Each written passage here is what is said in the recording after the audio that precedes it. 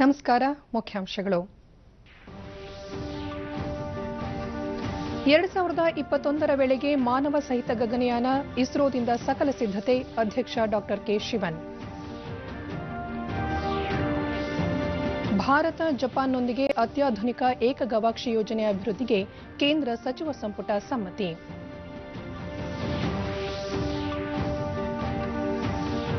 ಎಂಟು ಹೊಸ ಉಪನಗರ ರೈಲು ಸೇವೆ ಬೆಂಗಳೂರಿನಲ್ಲಿ ಮಾರ್ಚ್ 12ರಿಂದ ಆರಂಭ. ಪಿಯೂಷ್ ಗೋಯಲ್. ದೆಹಲಿಯಲ್ಲಿ ಇಂದಿನಿಂದ 2 ದಿನ ಬಿಜೆಪಿ ಕಾರ್ಯಕಾರಿಣಿ, ಉದ್ಘಾಟನಾ ಭಾಷಣ ಮಾಡಲಿರುವ Amit Shah.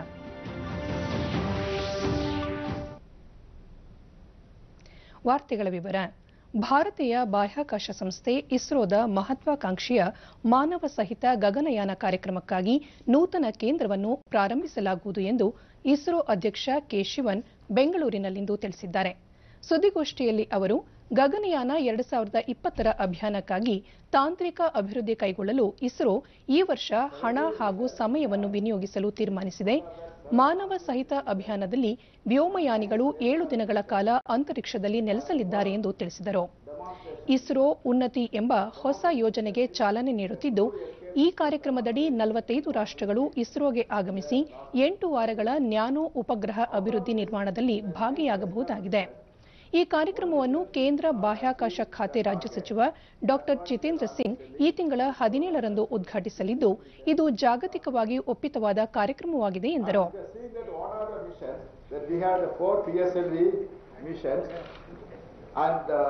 The first time we successfully launched 2 GSLV, and we had GSLV Mark 3 mission is a second demonstration mission. And regarding satellite, the 2 satellites, the landmarking satellite. ಮಾನವ ಸಹಿತ ಗಗನಯಾನ 2021ರ ವೇಳೆಗೆ ನಡೆಯುವ ಸಾಧ್ಯತೆ ಇದೆ.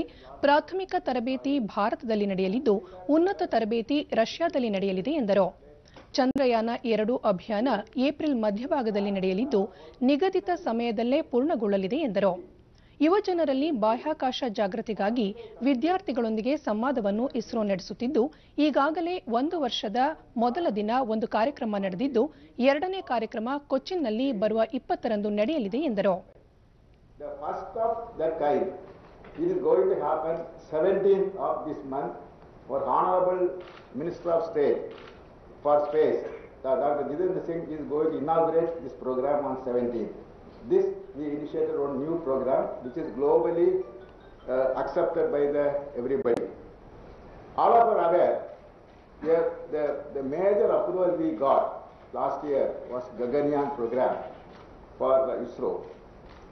And if you have seen that what government has approved for ISRO, totally nearly 30,000 crore money.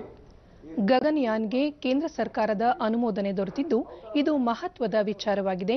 ಕೇಂದ್ರ ಸರ್ಕಾರ ಇಸ್ರೋ ಚಟುವಟಿಕೆಗಳಿಗೆ 30,000 ಕೋಟಿ ರೂಪಾಯಿ ಮಂಜೂರು ಮಾಡಿದ್ದು, ಈ ಪೈಕಿ 10,600 ಕೋಟಿ ರೂಪಾಯಿ 30 ಪಿಎಸ್ಎಲ್ವಿ, 10 ಜಿಎಸ್ಎಲ್ವಿಗಾಗಿ ಮತ್ತು 10,000 ಕೋಟಿ ಗಗನಯಾನಕ್ಕೆ ಮೀಸಲಿಡಲಾಗಿದೆ ಎಂದರು. ಸರ್ಕಾರ ಮಂಜೂರು ಮಾಡಿರುವ ಹಣವನ್ನು ಇಸ್ರೋ 2 ವರ್ಷದಲ್ಲಿ ವೆಚ್ಚ ಮಾಡಬೇಕಾಗಿದ್ದು, ಇದು 20,000 ಉದ್ಯೋಗಗಳನ್ನು ಸೃಷ್ಟಿಸಲಿದೆ ಎಂದರು. 2019ರ ನೂತನ ಯೋಜನೆಗಳ ಕುರಿತಂತೆ ಅವರು ವಿವರ ನೀಡಿದರು. ಈ ಸಂದರ್ಭದಲ್ಲಿ ಭಾರತ ಸರ್ಕಾರದ ವಾರ್ತಾ ಶಾಖೆಯ ಹೆಚ್ಚುವರಿ ಮಹಾನಿರ್ದೇಶಕ ಎಂ ನಾಗೇಂದ್ರ ಸ್ವಾಮಿ ಉಪಸ್ಥಿತರಿದ್ದರು. 80% of this money is going to industry. When you are talking about a conventional launch vehicle or spacecraft, our payload is only satellite, and launch vehicle will be only launching the satellite into the orbit. But when you are talking about Gaganyaan, our payload is human. We have to select the human being, and we have to give training for him, and we have to create a place for him in the space. Also, you have to ensure that the conducive environment for him to live in space and bring him back to Earth safely, and we are rehabilitating him to put him in the normal job. In all these activities we have seen that there are 2 aspects. One is engineering aspect, another is human science aspect. The engineering aspect contains launch vehicle and crew module, service module. That ISRO has expertise. Whereas when you are talking about the crew selection, crew training, and making environment for crew, all are new for this one. This requires life science. So this new part is going to be added to the ISRO.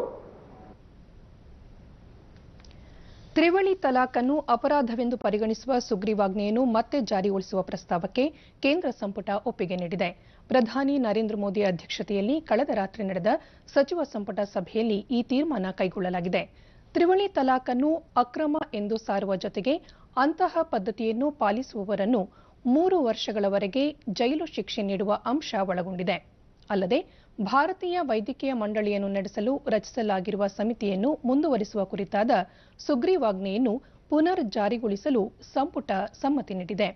ದೇಶದಲ್ಲಿ ಆರೋಗ್ಯ ರಕ್ಷಣೆ ಮೂಲಸೌಕರ್ಯಕ್ಕೆ ಉತ್ತೇಜನ ನೀಡುವ ಉದ್ದೇಶದಿಂದ 3 ಹೊಸ ಅಖಿಲ ಭಾರತೀಯ ವೈದ್ಯಕೀಯ ವಿಜ್ಞಾನಗಳ ಸಂಸ್ಥೆ ಏಮ್ಸ್ ಸ್ಥಾಪನೆಗೆ ಸಂಪುಟ ಅನುಮೋದನೆ ನೀಡಿದೆ. ಭಾರತದಲ್ಲಿ ವ್ಯಾಪಾರ ನಡೆಸಲು ಉತ್ತಮ ವಾತಾವರಣವಿರುವುದನ್ನು ಉತ್ತೇಜಿಸಲು ಜಪಾನ್ ಜೊತೆ ಸೇರಿ ಅತ್ಯಾಧುನಿಕ ಏಕಗವಾಕ್ಷಿ ಯೋಜನೆಯನ್ನು ಅಭಿವೃದ್ಧಿಪಡಿಸಲು ಕೂಡ ಸಂಪುಟ ಒಪ್ಪಿಗೆ ನೀಡಿದೆ. ಸಣ್ಣ ವ್ಯಾಪಾರಕ್ಕೆ ಸಂಬಂಧಿಸಿದಂತೆ ಸರಕು ಮತ್ತು ಸೇವೆಗಳ ತೆರಿಗೆ ಮಂಡಳಿ ಕೈಗೊಂಡಿರುವ ಮಹತ್ವದ ನಿರ್ಧಾರ ಸೂಕ್ಷ್ಮ, ಸಣ್ಣ ಹಾಗೂ ಮಧ್ಯಮ ಉದ್ದಿಮೆಗಳಿಗೆ ವಾಣಿಜ್ಯ ಮತ್ತು ಸೇವಾ ವಲಯಕ್ಕೆ ದೊಡ್ಡ ಪ್ರಮಾಣದಲ್ಲಿ ನೆರವಾಗಲಿದೆ ಎಂದು ಪ್ರಧಾನಿ ನರೇಂದ್ರ ಮೋದಿ ಬಣ್ಣಿಸಿದ್ದಾರೆ. ಸಣ್ಣ ವ್ಯಾಪಾರಕ್ಕೆ ಜಿಎಸ್ಟಿ ರಿಯಾಯಿತಿಯ ವಾರ್ಷಿಕ ಗರಿಷ್ಠ ಮಿತಿಯನ್ನು 20 ಲಕ್ಷದಿಂದ 40 ಲಕ್ಷ ರೂಪಾಯಿಗೆ ಏರಿಸಿರುವ ನಿರ್ಧಾರಕ್ಕೆ ಸಂಬಂಧಿಸಿ ಪ್ರತಿಕ್ರಿಯೆ ನೀಡಿರುವ ಅವರು, ಕೇಂದ್ರ ಸರ್ಕಾರ ಜನಸ್ನೇಹಿ ಮತ್ತು ಸರಳ ಜಿಎಸ್ಟಿಗೆ ಬದ್ಧವಾಗಿದೆ ಎಂದು ತಮ್ಮ ಟ್ವೀಟ್ ಸಂದೇಶದಲ್ಲಿ ತಿಳಿಸಿದ್ದಾರೆ. ಕೇಂದ್ರ ಸರ್ಕಾರ ಅಭಿವೃದ್ಧಿ ರಾಜಕಾರಣ ಮತ್ತು ಉತ್ತಮ ಆಡಳಿತ ನೀಡಲು ಬದ್ಧವಾಗಿದ್ದು 8 ಹೊಸ ಉಪನಗರ ರೈಲು ಸೇವೆಗಳನ್ನು ಬೆಂಗಳೂರಿನಲ್ಲಿ ಮಾರ್ಚ್ 12ರಿಂದ ಆರಂಭಿಸಲಿದೆ ಎಂದು ರೈಲ್ವೆ ಸಚಿವ ಪಿಯೂಷ್ ಗೋಯಲ್ ತಿಳಿಸಿದ್ದಾರೆ. ಬೈಯಪ್ಪನಹಳ್ಳಿ, ವೈಟ್ಫೀಲ್ಡ್ ಮತ್ತು ಹೊಸೂರು, ಬಾಣಸ್ವಾಡಿ ನಡುವೆ ಸಂಚರಿಸುವ ಈ ರೈಲು ಬೆಂಗಳೂರು ನಗರದ ಮಾಹಿತಿ ತಂತ್ರಜ್ಞಾನ ತಾಣಗಳನ್ನು ಸಂಪರ್ಕಿಸಲಿದೆ. ಬೈಯಪ್ಪನಹಳ್ಳಿ ವೈಟ್ಫೀಲ್ಡ್, ಬೈಯಪ್ಪನಹಳ್ಳಿ ಬೆಂಗಳೂರು ನಗರದ ಕ್ರಾಂತಿವೀರ ಸಂಗೊಳ್ಳಿ ರಾಯಣ್ಣ ರೈಲು ನಿಲ್ದಾಣ ಹಾಗೂ ಬಾಣಸವಾಡಿ ಹೊಸೂರು ನಡುವೆ ರೈಲುಗಳು ವಾರದಲ್ಲಿ 6 ದಿನ ದ್ವಿಮುಖ ಸಂಚಾರ ನಡೆಸಲಿವೆ. ಈ ರೈಲು ಸೇವೆ ಮಾಹಿತಿ ತಂತ್ರಜ್ಞಾನ ಕಾರಿಡಾರ್ಗಳು ಮತ್ತು ಕೇಂದ್ರೀಯ ವಾಣಿಜ್ಯ ಪ್ರದೇಶಗಳ ನಡುವೆ ಸಂಪರ್ಕವನ್ನು ಉತ್ತಮಪಡಿಸಲಿವೆ.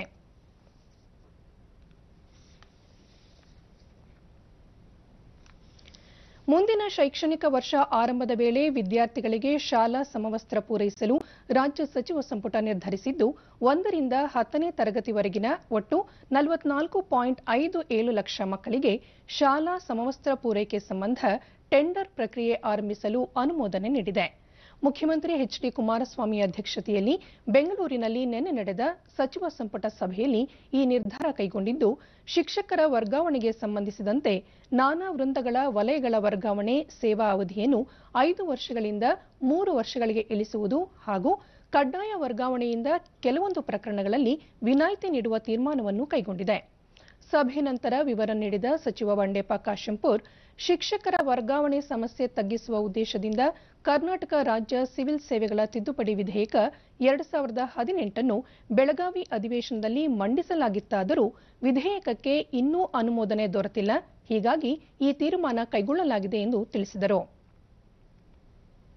ಈಗ ಎಜುಕೇಶನ್ ಡಿಪಾರ್ಟ್ಮೆಂಟ್ ಮತ್ತೆ ಅದೇ ಸೇಮ್ ಎವ್ರಿ ಇಯರ್ ಯೂನಿಫಾರ್ಮ್ ಕೊಡ್ತಾ ಇದೀವಲ್ಲ, ಅದು ಮತ್ತೆ ಅಪ್ರೂವಲ್ ಕೊಟ್ಟಿದ್ದೀವಿ. ಈ ಸಲ 1920ಗೆ 44.57 ಲ್ಯಾಕ್ ಸ್ಟೂಡೆಂಟ್ಸಿಗೆ 1 to 10, 44.57 lakh students in classes 1 to 10, ಹೆಚ್ಚು ಕಮ್ಮಿ ಇದು 77.64 crores. ಬೆಂಗಳೂರು ಸಬರ್ಬನ್ ರೈಲು ಯೋಜನೆಗೆ ರಾಜ್ಯ ಸಚಿವ ಸಂಪುಟ ಒಪ್ಪಿಗೆ ನೀಡಿದೆ. ಈ ಮೂಲಕ 4 ಮಾರ್ಗಗಳಲ್ಲಿ ಒಟ್ಟು 23,902 ಕೋಟಿ ರೂಪಾಯಿ ವೆಚ್ಚದ ಯೋಜನೆಯನ್ನು ಅನುಷ್ಠಾನಕ್ಕೆ ತರಲು ನಿರ್ಧರಿಸಲಾಗಿದೆ ಎಂದರು. ಚಲ್ಲಘಟ್ಟದಲ್ಲಿ ಪುರದವರೆಗೆ 2ನೇ ಹಂತದ ಮೆಟ್ರೋ ಯೋಜನೆ ಜಾರಿಗೆ ಅನುಮೋದನೆ, ನಾಗವಾರ ಏರ್ಪೋರ್ಟ್ ಮಾರ್ಗದ 38 ಕಿಲೋಮೀಟರ್ ಉದ್ದದ ಮಾರ್ಗ ನಿರ್ಮಾಣಕ್ಕೆ ಸಂಪುಟ ಸಭೆ ಅನುಮೋದಿಸಿದೆ ಎಂದರು. ರೈಲ್ವೆ ಕಾರಿಡಾರ್ ಅದು ಏನು ಪ್ರಿಪೇರ್ ಆಗಿ ರೈಟ್ಸ್ನವ್ರು ಏನು ಪ್ರಿಪೇರ್ ಮಾಡಿ ನಮಗೆ ಕೊಟ್ಟಿದಾರ, ಅದು ಹೆಚ್ಚು ಕಮ್ಮಿ 4 ಕಾರಿಡಾರ್. 1ನೇ corridor Kengeri KSR Bangalore Cantonment, Bairappanhalli, Krishnarajpuram, Whitefield. Modification of scope of alignment of airport line, ಇದು ಬಹಳ ಇಂಪಾರ್ಟೆಂಟ್. ಯಾಕಂದ್ರೆ ಏರ್ಪೋರ್ಟಿಗೆ ಏನು ಕನೆಕ್ಷನ್ ಕೊಡಬೇಕು ಅಂತೇಳಿ ಇದು ಆಗಿದೆ. ಮೊದಲ 29.1 ಕಿಲೋಮೀಟರ್ ಇತ್ತು ನಾಗವಾಡ ಟು ಏರ್ಪೋರ್ಟು. ಈಗ ಮತ್ತೆ ಅದಕ್ಕೆ ಚೇಂಜ್ ಆಗಿ ಇದು ಹೆಚ್ಚು ಕಮ್ಮಿ ಹೆಬ್ಬಾಳನಿಂದ ನಾಗವಾಡ ಅಂಡ್ ಜಕ್ಕೂರ್ ಕ್ರಾಸ್ ವಾಯಾ ಹೆಬ್ಬಾಳ್ 38 ಕಿಲೋಮೀಟರ್ಗೆ ಆಗಿದೆ. ಇದು 5,950 ಕ್ರೋರ್ಸ್ ಏನು ಮೊದಲಿತ್ತು, ಈಗ 10,584 ಕ್ರೋರ್ಸ್ ಆಗಿದೆ. ಮುಂಬರುವ ಲೋಕಸಭಾ ಚುನಾವಣೆಯಲ್ಲಿ ಕಾಂಗ್ರೆಸ್ ಮತ್ತು ಜೆಡಿಎಸ್ ಮೈತ್ರಿ ಖಚಿತವಾಗಿದ್ದು ಉಭಯ ಪಕ್ಷಗಳು ಜಂಟಿ ಪ್ರಚಾರವನ್ನು ಮಾಡಲಿವೆ ಎಂದು ಕೆಪಿಸಿಸಿ ಪ್ರಚಾರ ಸಮಿತಿ ಅಧ್ಯಕ್ಷ ಎಚ್.ಕೆ. ಪಾಟೀಲ್ ತಿಳಿಸಿದ್ದಾರೆ. ಬೆಂಗಳೂರಿನಲ್ಲಿ ನಿನ್ನೆ ಅವರು ಇತ್ತೀಚೆಗಷ್ಟೇ ನಡೆದ ಉಪಚುನಾವಣೆ ಸಂದರ್ಭದಲ್ಲಿ ರಾಮನಗರ, ಮಂಡ್ಯ, ಬಳ್ಳಾರಿ ಸೇರಿದಂತೆ ಹಲವು ಕಡೆ ಕಾಂಗ್ರೆಸ್ ಜೆಡಿಎಸ್ ಜಂಟಿ ಪ್ರಚಾರೋಂದಲನದಲ್ಲಿ ಪಾಲ್ಗೊಂಡಿದ್ದವು ಎಂದರು. ಮುಂದಿನ ಲೋಕಸಭಾ ಚುನಾವಣೆ ವೇಳೆ ಕಾಂಗ್ರೆಸ್ ಜೆಡಿಎಸ್ ನಡುವೆ ಸೀಟು ಹಂಚಿಕೆ ಸಮಸ್ಯೆಯಾಗುವುದಿಲ್ಲ. ಇಂತಹ ಪ್ರಕ್ರಿಯೆ ಆರಂಭವಾದಾಗ ಯಾವುದೇ ಸಮಸ್ಯೆ ಇಲ್ಲದೆ ಸೀಟು ಹಂಚಿಕೆ ನಡೆಯಲಿದೆ ಎಂಬ ವಿಶ್ವಾಸ ವ್ಯಕ್ತಪಡಿಸಿದರು. ಸರ್ಕಾರದ ಮೇಲೆ ಅಂತ ಏನು ಕೆಟ್ಟ ಪರಿಣಾಮ ಬೀರಿಲ್ಲ. ಸರ್ಕಾರ ನಾವು ಎಷ್ಟು ತೀವ್ರವಾಗಿ ಕೆಲಸ ಮಾಡ್ತಾ ಇದ್ದೀವಿ, ಇದು ಎಷ್ಟು ಮಾಡಬೇಕು ಅಂತ ನಾವು ಮಾಡಿ ತೋರಿಸಿದ್ದೇವೆ. ಈಗ ನಿಮ್ಗೆ ಬೈ ಎಲೆಕ್ಷನ್ ನಲ್ಲಿ ಶಿವಮೊಗ್ಗದಲ್ಲಿ ಜಂಟಿ ಪ್ರಚಾರ ಮಾಡಿದ್ವಿ, ಬಳ್ಳಾರಿ ಒಳಗೆ ಜಂಟಿ ಪ್ರಚಾರ ಮಾಡಿದ್ವಿ, ಜಮಖಂಡಿ ಒಳಗೆ ಜೆಡಿಎಸ್ ಕಾರ್ಯಕರ್ತರು ನಮ್ಮ ಜೊತೆಗೆ ಬಂದ್ರು. ಉಳಿದ ಕಡೆನೂ ಸಹಿತ ಮಂಡ್ಯದಲ್ಲಾಗ್ಲಿ, ರಾಮನಗರದಲ್ಲಾಗ್ಲಿ, ರಾಮನಗರದಲ್ಲಂತೂ ಜಂಟಿ ಪ್ರಚಾರನ, ಮಂಡ್ಯದಲ್ಲಿ ಎಲ್ಲ ನಮ್ಮವರು ಸೀಟ್ ಸೇರಿಂಗ್ ಸಲುವಾಗಿ ಕೂತಾಗ ಅವರು ನಾವು ಮಾತಾಡಿ ನಮ್ಮ ಪಾಲು ಅವ್ರ ಪಾಲು ಹಂಚಿಕೆಯನ್ನು ಸಂತೋಷದಿಂದ ಮಾಡ್ಕೊತೀವಿ. ಬೆಂಗಳೂರಿನ ಕೋರಮಂಗಲದ ರಾಷ್ಟ್ರೀಯ ಕ್ರೀಡಾಗ್ರಾಮದಲ್ಲಿ ಕಾನೂನು ಉಲ್ಲಂಘಿಸಿ ವಸತಿ ಕಟ್ಟಡ ನಿರ್ಮಾಣ ಮಾಡಿರುವವರ ವಿರುದ್ಧ ಕ್ರಮ ಕೈಗೊಳ್ಳಲಾಗುವುದು ಎಂದು ವಿಧಾನಸಭೆ ಅರ್ಜಿಗಳ ಸಮಿತಿ ಅಧ್ಯಕ್ಷ ಎಂ ಕೃಷ್ಣಾರೆಡ್ಡಿ ನಿನ್ನೆ ತಿಳಿಸಿದರು. ವಿಧಾನಸೌಧದಲ್ಲಿ ಸುದ್ದಿಗಾರರೊಂದಿಗೆ ಮಾತನಾಡಿ, ಕೋರಮಂಗಲ ರಾಷ್ಟ್ರೀಯ ಕ್ರೀಡಾಗ್ರಾಮದಲ್ಲಿ ತಡೆಗೋಡೆಗಳನ್ನು ಒಡೆದು ರಸ್ತೆ ನಿರ್ಮಾಣ, ವಸತಿ ಕಟ್ಟಡ ನಿರ್ಮಾಣದಲ್ಲಿ ಕಾನೂನು ಉಲ್ಲಂಘನೆ ಆಗಿರುವ ಸಂಬಂಧ ದೂರುಗಳು ಬಂದ ಹಿನ್ನೆಲೆ ನಿನ್ನೆ ಸ್ಥಳ ಪರಿಶೀಲನೆ ನಡೆಸಲಾಗಿದೆ ಎಂದರು. 3 ಅಂತಸ್ತಿನ ಕಟ್ಟಡ ನಿರ್ಮಾಣಕ್ಕೆ ಅನುಮತಿ ನೀಡಿದ್ದರೂ ಅಕ್ರಮವಾಗಿ 6 ಅಂತಸ್ತನ್ನು ನಿರ್ಮಾಣ ಮಾಡಲಾಗಿದೆ. ಹೀಗಾಗಿ ತಪ್ಪಿತಸ್ಥರ ವಿರುದ್ಧ ಕ್ರಮ ಕೈಗೊಳ್ಳಲಾಗುವುದು ಎಂದು ತಿಳಿಸಿದರು. ರಸ್ತೆಗಳನ್ನ, ಕಾಂಪೌಂಡ್ಗಳನ್ನ ತೆರವುಗೊಳಿಸಿ ರಸ್ತೆಗಳನ್ನ ಉಪಯೋಗಿಸಿರ್ತಕ್ಕಂಥದ್ದು ಮತ್ತು 3 ಕಟ್ಟಡಗಳ ಅಂತಸ್ತಿಗೆ ಮಂಜೂರಾತಿ ನೀಡಿದಾಗ 6 ಕಟ್ಟಡಗಳ ಅಂತಸ್ತು ಮಾಡಿರ್ತಕ್ಕಂಥದ್ದು ಮತ್ತು ರಾಜಕಾಲುವೆಯ ಏನು ಒಂದು ಪಕ್ಕ 50 ಮೀಟರ್ ಬಫರ್ ಝೋನ್ ಅಂತ ಗುರುತಿಸಿರುತ್ತಾರೆ, ಅದನ್ನು ಕೂಡ ವೈಲೇಷನ್ ಮಾಡಿರ್ತಕ್ಕಂಥ ದೂರು ಬಂದಿರುತ್ತೆ. ಕಳೆದ ಜನವರಿ 3ನೇ ತಾರೀಕು ಅರ್ಜಿ ಸಮಿತಿಯಲ್ಲಿ ಚರ್ಚೆಗೆ ಬರುತ್ತೆ. ನಮ್ಮ ಅರ್ಜಿ ಸಮಿತಿ ಸ್ಥಳ ಪರಿಶೀಲನೆ ಮಾಡುವಂಥದ್ದಕ್ಕೆ ಇಚ್ಛೆಯನ್ನು ವ್ಯಕ್ತಪಡಿಸುತ್ತೆ. ಅದರ ಸಲುವಾಗಿ ಇವತ್ತು ಕೇಂದ್ರ ಚುನಾವಣಾ ಆಯೋಗ ಲೋಕಸಭಾ ಚುನಾವಣೆಯ ಸಿದ್ಧತೆಗಳನ್ನು ಪುನರ್ ಪರಿಶೀಲಿಸುವ ನಿಟ್ಟಿನಲ್ಲಿ ಮುಖ್ಯ ಚುನಾವಣಾಧಿಕಾರಿಗಳ 2 ದಿನಗಳ ಸಭೆಯನ್ನು ಇಂದು ನಡೆಸಲಿದೆ.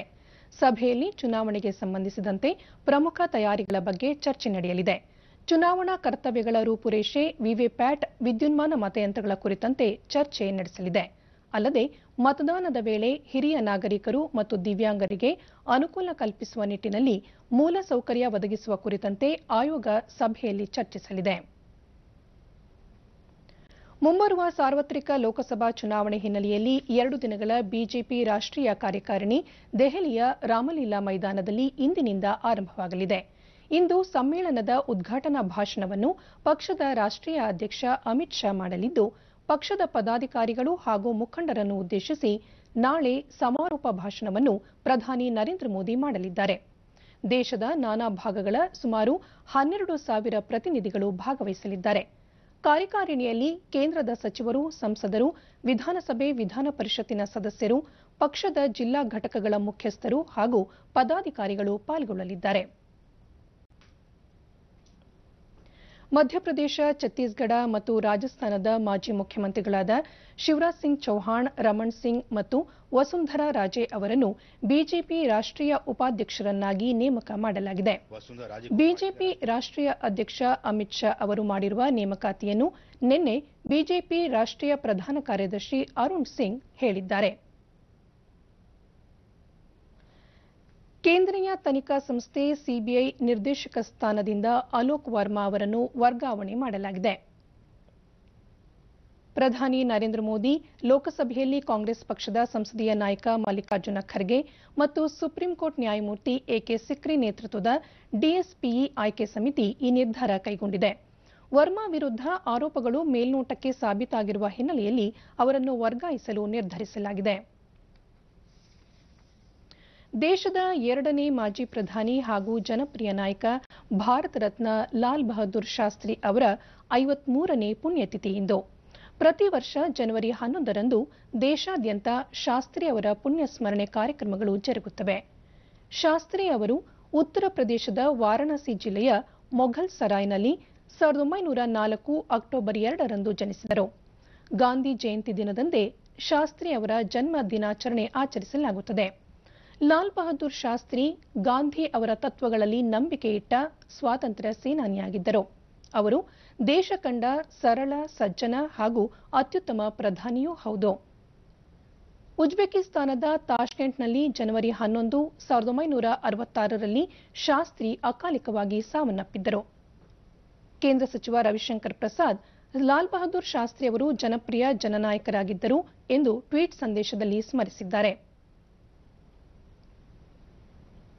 ಬಿಜೆಪಿ ರಾಷ್ಟ್ರೀಯ ಅಧ್ಯಕ್ಷ ಅಮಿತ್ ಶಾ ಜೈ ಜವಾನ್ ಜೈ ಕಿಸಾನ್ ಘೋಷವಾಕ್ಯ ಮೊಳಗಿಸಿ ದೇಶದ ಅಭಿವೃದ್ಧಿಗೆ ಮುನ್ನುಡಿ ಬರೆದ ಲಾಲ್ ಬಹದ್ದೂರ್ ಶಾಸ್ತ್ರಿ ಅವರ ಪ್ರಾಮಾಣಿಕತೆ, ಕಾರ್ಯತತ್ಪರತೆ ಆದರ್ಶನೀಯ ಎಂದು ಟ್ವೀಟ್ನಲ್ಲಿ ಹೇಳಿದ್ದಾರೆ.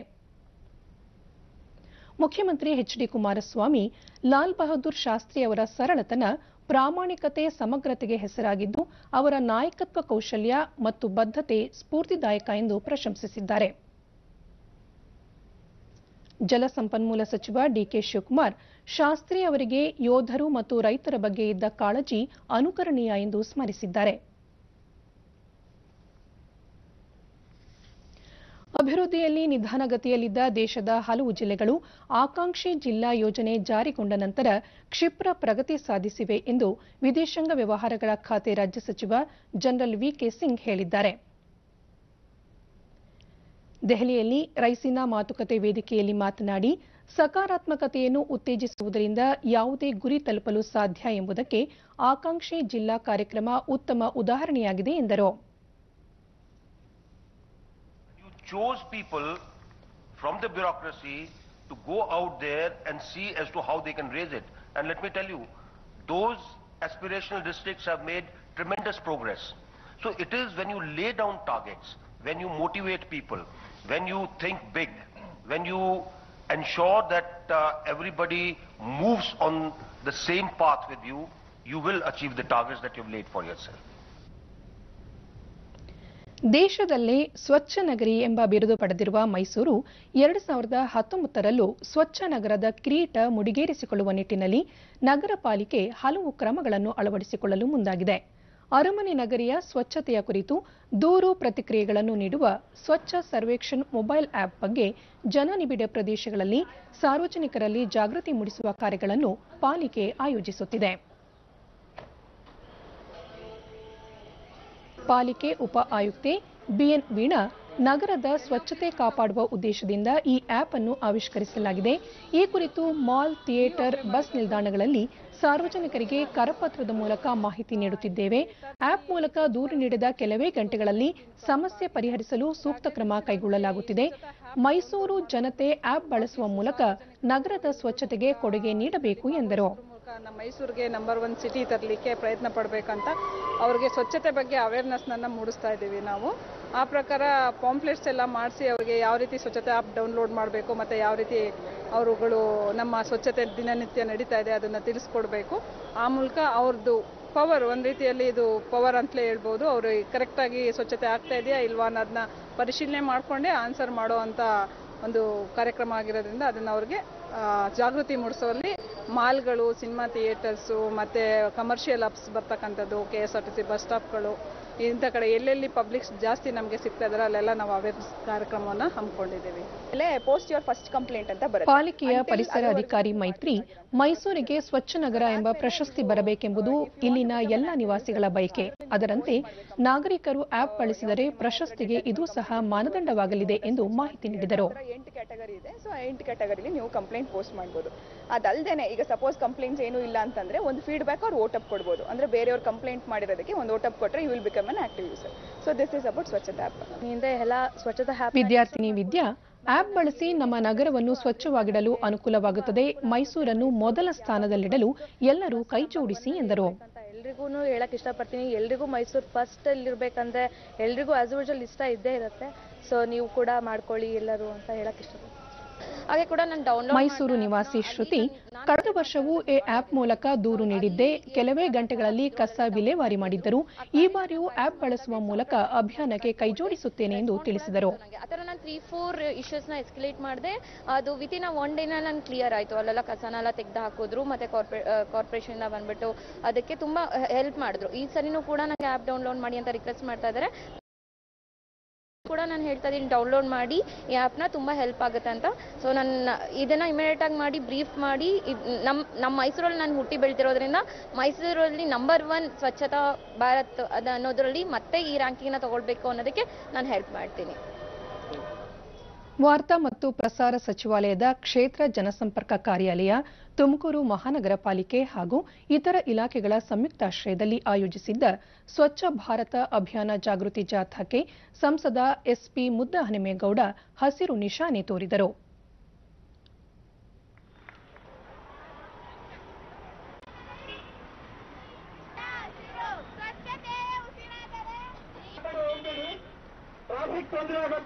ಬೆಂಗಳೂರಿನ ಕ್ಷೇತ್ರ ಜನಸಂಪರ್ಕ ಕಾರ್ಯಾಲಯದ ನಿರ್ದೇಶಕಿ ನತಾಶಾ ಡಿಸೋಜಾ ಕಾರ್ಯಕ್ರಮಕ್ಕೆ ಚಾಲನೆ ನೀಡಿದರು. ಈ ಸಂದರ್ಭದಲ್ಲಿ ಕ್ಷೇತ್ರ ಜನಸಂಪರ್ಕ ಕಾರ್ಯಾಲಯದ ಉಪನಿರ್ದೇಶಕ ಜಿಡಿ ಹಳ್ಳಿಕೇರಿ, ತುಮಕೂರು ಮಹಾನಗರ ಪಾಲಿಕೆ ಆಯುಕ್ತ ಮಂಜುನಾಥ್ ಸ್ವಾಮಿ, ಆರೋಗ್ಯಾಧಿಕಾರಿ ಡಾ ನಾಗೇಶ್ ಮತ್ತಿತರರು ಉಪಸ್ಥಿತರಿದ್ದರು. ಮುದ್ದಹನುಮೇಗೌಡ, ಸ್ವಚ್ಛತೆ ಬಗ್ಗೆ ಇತರರಿಗೆ ಅರಿವು ಮೂಡಿಸುವ ಮುನ್ನ ನಾವು ಮೊದಲು ಸ್ವಚ್ಛತೆಯನ್ನು ಕಾಪಾಡಬೇಕು, ನಮ್ಮಿಂದಲೇ ಸ್ವಚ್ಛತೆ ಆರಂಭವಾಗಬೇಕು ಎಂದರು. ನಾವು ಸ್ವಚ್ಛ ಭಾರತ ಬಗ್ಗೆ ಭಾಷಣ ಮಾಡ್ತೀವಿ, ಬಟ್ ಸ್ವಚ್ಛ ಭಾರತದ ಒಂದು ಅನುಷ್ಠಾನದ ಬಗ್ಗೆ ಬಂದಾಗ ನಾವೇನೆ ತಪ್ಪುಗಳು ಮಾಡ್ತೀವಿ ಅಂತ ಹಾಗೆ ಅಂತ. ನತಾಶಾ ಡಿಸೋಜಾ, ದೇಶದಲ್ಲಿ ಸ್ವಚ್ಛತೆ ಸಂಪೂರ್ಣವಾಗಿ ಅನುಷ್ಠಾನವಾಗಲು ಪ್ರತಿಯೊಬ್ಬರೂ ಕೈಜೋಡಿಸಬೇಕು. ಸರ್ಕಾರದಿಂದ ಹಲವು ಜಾಗೃತಿ ಕಾರ್ಯಕ್ರಮಗಳನ್ನು ಹಮ್ಮಿಕೊಳ್ಳಲಾಗುತ್ತಿದೆ ಎಂದು ತಿಳಿಸಿದರು.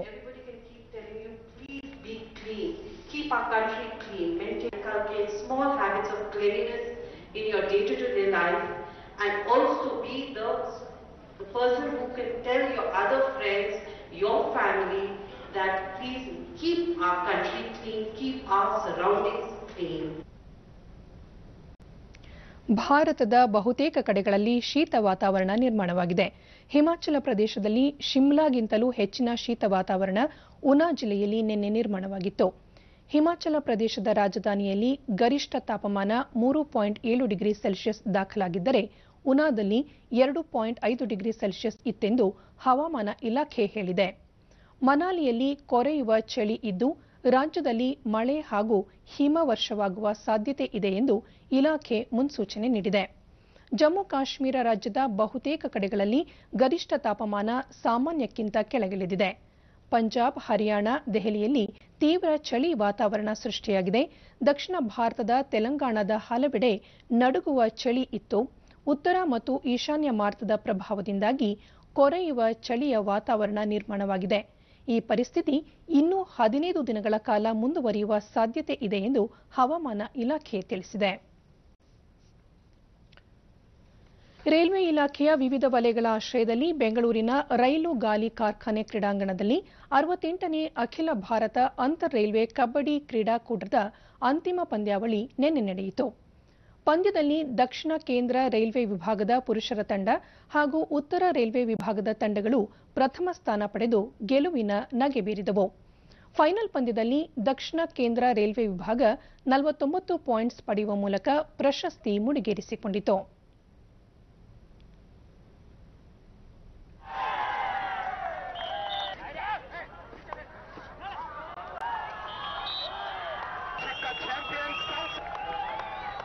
ಉತ್ತಮ ಪ್ರದರ್ಶನ ತೋರಿದ ಪವನ್ ಸೆಹ್ರಾವತ್, ಸಿದ್ಧಾರ್ಥ್ ಅವರಿಗೆ ಉತ್ತಮ ಪ್ರಶಸ್ತಿ ನೀಡಲಾಯಿತು.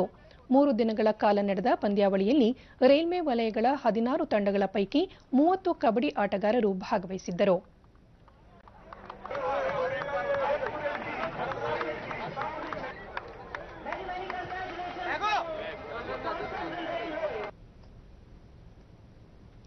ಪ್ರವಾಸಿ ಭಾರತ ಆತಿಥೇಯ ಆಸ್ಟ್ರೇಲಿಯಾದ ನಡುವೆ ನಾಳೆ 3 ಪಂದ್ಯಗಳ ಏಕದಿನ ಸರಣಿ ಆರಂಭವಾಗಲಿದೆ. ಸಿಡ್ನಿಯಲ್ಲಿ ಮೊದಲ ಪಂದ್ಯ ನಡೆಯಲಿದೆ. ಪುಣೆಯಲ್ಲಿ ನಡೆಯುತ್ತಿರುವ ಖೇಲೋ ಇಂಡಿಯಾ ಯುವ ಕ್ರೀಡಾಕೂಟದ 2ನೇ ದಿನದ ಅಂತ್ಯಕ್ಕೆ ಮಹಾರಾಷ್ಟ್ರ 15 ಚಿನ್ನ ಸೇರಿ 57 ಪದಕಗಳನ್ನು ಗಳಿಸಿ ಅಗ್ರಸ್ಥಾನದಲ್ಲಿದೆ. 11 ಚಿನ್ನದ ಪದಕಗಳನ್ನು ನಿನ್ನೆಯೇ ತನ್ನದಾಗಿಸಿಕೊಂಡಿದೆ. ಅವುಗಳಲ್ಲಿ 5 ಜಿಮ್ನಾಸ್ಟಿಕ್, 3 ಈಜು, 2 ಅಥ್ಲೆಟಿಕ್ಸ್ ಹಾಗೂ ವೇಟ್ ಲಿಫ್ಟಿಂಗ್ನಲ್ಲಿ 1 ಪದಕ ಗಳಿಸಿದೆ. 15 ಚಿನ್ನದ ಪದಕಗಳಲ್ಲದೆ ಮಹಾರಾಷ್ಟ್ರ ಈವರೆಗೆ 19 ಬೆಳ್ಳಿ ಹಾಗೂ 23 ಕಂಚಿನ ಪದಕಗಳನ್ನು ಸಹ ಗೆದ್ದಿದೆ. ವಿವಿಧ ರಾಜ್ಯಗಳಿಂದ ಭಾಗವಹಿಸಿದ್ದ ಯುವ ಕ್ರೀಡಾಪಟುಗಳು ಎತ್ತರ ಜಿಗಿತ ಸೇರಿದಂತೆ ನಾನಾ ಸ್ಪರ್ಧೆಗಳಲ್ಲಿ ಪಾಲ್ಗೊಂಡಿದ್ದು ವಿಶೇಷವಾಗಿತ್ತು. ಡಿಡಿ ನ್ಯೂಸ್ನೊಂದಿಗೆ ಜೆರೆಮಿ ಲಾಲ್ರಿನುಂಗಾ ಯುವ ಕ್ರೀಡೆಯಲ್ಲಿ ಸ್ಪರ್ಧಿಸುತ್ತಿರುವುದು ವಿಶೇಷವಾಗಿದೆ. ಮಿಜೋರಾಂ ರಾಜ್ಯದಿಂದ ಪ್ರತಿನಿಧಿಸಿ ವೇಟ್ ಲಿಫ್ಟಿಂಗ್ ವಿಭಾಗದಲ್ಲಿ ಚಿನ್ನದ ಪದಕ ಗಳಿಸಿದ್ದು ಸಂತಸ ತಂದಿದೆ ಎಂದರು. मुझे बहुत अच्छा लगा खुद का स्टेज से अपना रिप्रेजेंट कर रहे थे, क्योंकि लास्ट टाइम पे हम महाराष्ट्र में मतलब पढ़ाई कर रहे थे, तो उसका नाम से खेलना पड़ा और मिजोरम से भी ख्वाहिश होना है कि क्यों खेला था, उन लोग को पता नहीं था कि, और इस बार मतलब अपना खुद के स्टेज से खेला भी है, मेडल भी लेगा और नेशनल न्यू रिकॉर्ड भी हो गया, तो मुझे बहुत खुशी है. ಅಂತಾರಾಷ್ಟ್ರೀಯ ಬಾಕ್ಸಿಂಗ್ ಸಂಘ ಇತ್ತೀಚೆಗೆ ಬಿಡುಗಡೆ ಮಾಡಿರುವ ವಿಶ್ವ ರ್ಯಾಂಕಿಂಗ್ ಪಟ್ಟಿಯಲ್ಲಿ ಎಂಸಿ ಮೇರಿ ಕೋಮ್ ಅಗ್ರಸ್ಥಾನ ಪಡೆದಿದ್ದಾರೆ. ಕಳೆದ ವರ್ಷದ ನವೆಂಬರ್ನಲ್ಲಿ ದೆಹಲಿಯಲ್ಲಿ ನಡೆದ 48 ಕೆಜಿ ವಿಭಾಗದಲ್ಲಿ ಪ್ರಶಸ್ತಿ ಪಡೆದು ಯಶಸ್ವಿ ಬಾಕ್ಸರ್ ಎನಿಸಿದರು. ಮೇರಿ ಕೋಮ್ 1700 ಅಂಕ ಪಡೆದಿದ್ದು 2020ರ ಒಲಿಂಪಿಕ್ನಲ್ಲಿ 51 ಕೆಜಿ ವಿಭಾಗದಲ್ಲಿ ಪ್ರಶಸ್ತಿ ಗೆಲ್ಲುವ ತವಕದಲ್ಲಿದ್ದಾರೆ. ಮುಂಬೈ ಷೇರುಪೇಟೆಯ ಆರಂಭಿಕ ವಹಿವಾಟಿನಲ್ಲಿ ಷೇರು ಸಂವೇದಿ ಸೂಚ್ಯಂಕ ಸೆನ್ಸೆಕ್ಸ್ 69 ಅಂಕಗಳ ಏರಿಕೆಯೊಂದಿಗೆ 36,175ರಲ್ಲಿತ್ತು. ರಾಷ್ಟ್ರೀಯ ಸಂವೇದಿ ಸೂಚ್ಯಂಕ ನಿಫ್ಟಿ 18 ಅಂಕಗಳ ಇಳಿಕೆಯೊಂದಿಗೆ 10,821 ತಲುಪಿತ್ತು. ಅಂತಾರಾಷ್ಟ್ರೀಯ ವಿನಿಮಯ ಮಾರುಕಟ್ಟೆಯ ಆರಂಭಿಕ ವಹಿವಾಟಿನಲ್ಲಿ ಡಾಲರ್ ಎದುರು ರೂಪಾಯಿ ಮೌಲ್ಯ 7 ಪೈಸೆ ಏರಿಕೆ ಕಂಡು 70.34ರಲ್ಲಿತ್ತು. ಇತ್ತೀಚಿನ ವರದಿ ಬಂದಾಗ ಸೆನ್ಸೆಕ್ಸ್ 185 ಇಳಿಕೆಯೊಂದಿಗೆ 35,921 ಹಾಗೂ ನಿಫ್ಟಿ 52 ಅಂಕಗಳ ಇಳಿಕೆ ನಂತರ 10,769ರಲ್ಲಿ ವಹಿವಾಟು ನಡೆಸುತ್ತಿತ್ತು.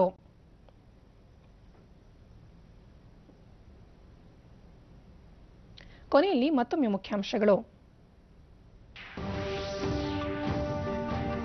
2021ರ ವೇಳೆಗೆ ಮಾನವ ಸಹಿತ ಗಗನಯಾನ, ಇಸ್ರೋದಿಂದ ಸಕಲ ಸಿದ್ಧತೆ, ಅಧ್ಯಕ್ಷ ಡಾಕ್ಟರ್ ಕೆ ಶಿವನ್. ಭಾರತ ಜಪಾನ್ನೊಂದಿಗೆ ಅತ್ಯಾಧುನಿಕ ಏಕಗವಾಕ್ಷಿ ಯೋಜನೆ ಅಭಿವೃದ್ಧಿಗೆ ಕೇಂದ್ರ ಸಚಿವ ಸಂಪುಟ ಸಮ್ಮತಿ. 8 ಹೊಸ ಉಪನಗರ ರೈಲು ಸೇವೆ ಬೆಂಗಳೂರಿನಲ್ಲಿ ಮಾರ್ಚ್ 12ರಿಂದ ಆರಂಭ, ಪಿಯೂಷ್ ಗೋಯಲ್. ದೆಹಲಿಯಲ್ಲಿ ಇಂದಿನಿಂದ 2 ದಿನ ಬಿಜೆಪಿ ಕಾರ್ಯಕಾರಿಣಿ, ಉದ್ಘಾಟನಾ ಭಾಷಣ ಮಾಡಲಿರುವ ಅಮಿತ್ ಶಾ.